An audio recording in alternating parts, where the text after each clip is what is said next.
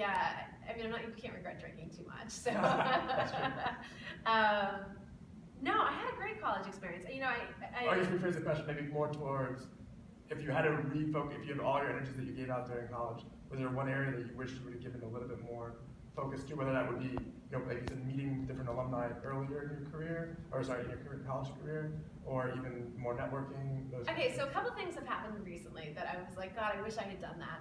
So one thing, I was just talking to one of my fellow panelists, and he was saying that he's meeting up with his college friends, and he has a group of 6 people that he meets up with every single year since he graduated. So that's probably been 25 years, and he meets up with them every year. And so I think it's important to stay in touch with your college friends, and I'm a little bit not as good about that. You know, we probably see each other every 5 years, and I think those annual trips and getting into a cadence of that is really important, and will serve you well for your life happiness.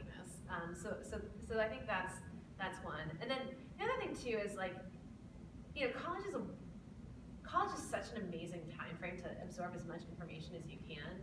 And so I came from a background of, like, my dad was a firefighter and my mom was the head cheerleader, and they really wanted me to have a more technical background, and that was really important to them. And I remember coming home and saying, like, oh, I finished my math major, I think I'll become an art history major as well. And my dad was like, not if I'm paying. And so, you know, I do wish I had done a little bit more of some of the arts and sciences, because I think that that's important in life. And in the few art history, it balances you as a person. And those few art history classes that I did take have served me very well in life, and they come up in the most random times. And, you know, Can you name an experience? What's that? Can you name an experience where? Oh, it's just fun. Like, you go through the MoMA, and like you're like, oh my gosh, and you can go through the different periods and be like, oh, this, and it's, or somebody's talking about something, and like, not that I can have an advanced conversation about art history, but I kind of know, I can put it into context, I know where they're going with it, and it just. You know what the Rococo period is. Exactly. And so it's just, and I'm not saying everybody should go take art history classes or music lessons or something, but if you do have a passion and you do want to kind of explore it a little bit, I don't think, particularly, careers are a lot longer than they used to be, so I don't think you're going to be kicked off a path by enhancing your soul a little bit. To that point, to kind of wrap up, do you think of, like, your career now that you mentioned these much elongated careers, do you think that it's important as a, you know, again, starting out in your career, to not think of it anymore as, okay, I'm done with learning at this point, but there actually will be probably an important piece of it's such a hard question. So, like, if you think about, like, your career in terms of, you know, there's a certain point where you're absorbing information. For college is probably the most. Like, that's all you're doing. You're going to classes and people are literally spoon-feeding you information.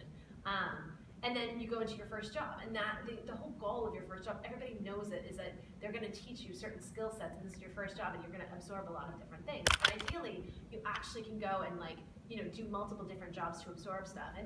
And you know, and one thing that's so important in life is to, like, keep learning, because if the second you stop that learning process and stop taking jobs where, like, you're totally in your comfort zone, is where your skill set starts to get stagnant. And so, but what's so interesting about what is that right point to transition to, okay, now I'm going to be a leader, and my main responsibility is going to be teaching other people things, and less, and like, I'll get on the job training and, like, learn from experience, but I'm not going to have somebody above me teaching me something. And it was a hard kind of decision to kind of move into that. For me, moving from Disney to a smaller company, for me, was that step. And it was a very thoughtful step, and I talked to a lot of my mentors about it and said, am I ready for this? Should I keep the #2 spot? Because I want to be the best CFO that I possibly can. I don't feel like I know everything yet. And the feedback I got from my mentors was, you've got enough, you're ready, and you'll learn on the job. And at some point you have to take that step. And I'm super happy that I did. And once I took that step, it was amazing. And I did keep learning. But then I realized I want to learn more, and that's where I moved into more of a chief business officer, and maybe one day I'll be chief operating officer, you know. Right. So anyway. World's your oyster. Yeah, life is good. It's good. Thank you very much for your time. It's been excellent, and I hope you enjoy the rest of the conference. Yeah, no, this has been a great conference, and good luck with everything. It sounds like an amazing organization. Yeah, it's been a lot of fun. So thank you. You're welcome.